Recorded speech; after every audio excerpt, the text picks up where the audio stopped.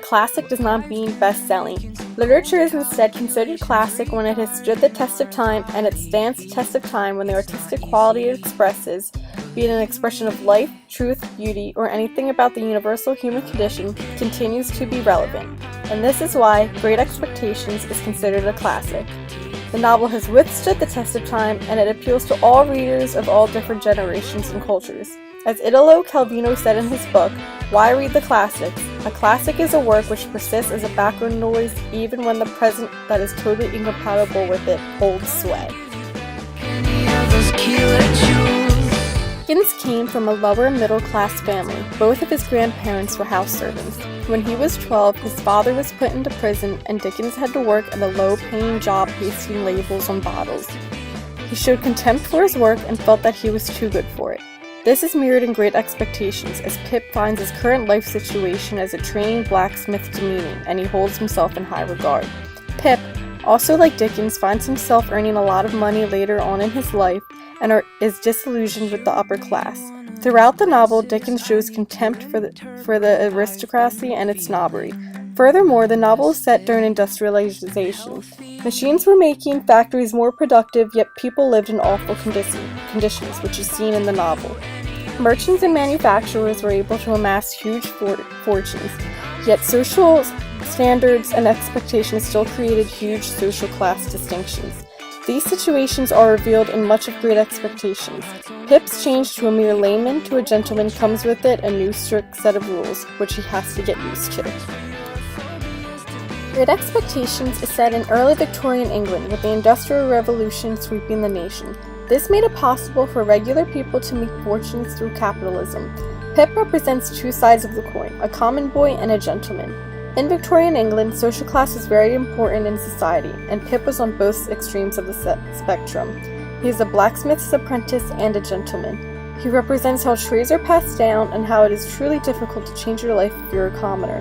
As a gentleman, he is put in a gentleman's club, and because of his perception of being one, he acts rudely to Joe and Biddy. Estella is the adopted daughter of Miss Havisham and represents how in that time period many marriages were made for social and wealthy benefits. Estella did not love Drummle, but she marries him out of convenience. Only in the end of the novel, when she finds herself, does it seem that she ends up with Pip. Magwitch represents how someone could go from nothing in the Industrial Revolution to amassing a huge wealth. Because of Pip's warmth, Magwitch endowed the fortune that he made overseas as a merchant to Pip so that he could become a gentleman and rise in the ranks. Herbert Pocket is Pip's closest friend and represents the struggle of social classes.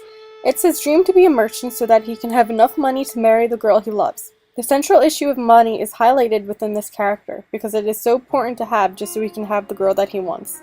As he says, when you see your opening and you go in and you swoop upon it and you make your capital, and then there you are. When you have once made your capital, you have nothing to do but employ it.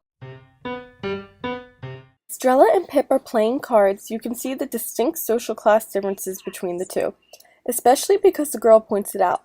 Estrella brings up Pip's common boy appearance. This leads to Pip's desire to please Estella and change himself to become a gentleman later on in the story.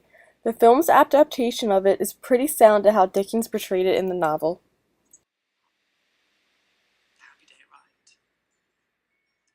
The story of Miss Havisham's past is revealed. We get insight onto what in one of the convicts and why Estella was brought up to wage war against the opposite sex for revenge.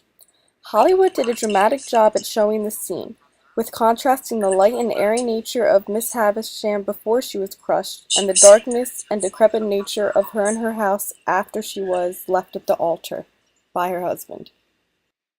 Magwitch is dying in the novel. Pip explains, "In the hunted, wounded, shackled creature who held my hand in his, I only saw a man who had meant to be my benefactor, and who had felt affectionately, gratefully, and generously towards me with great constancy through a series of years. I only saw in him a much better man than I had been to Joe." This shows Pip became aware how he had changed, and how he learns a lesson that social class and wealth is not really important. What really is important is being a good person. In the movie, however, Magwitch does not die on shore.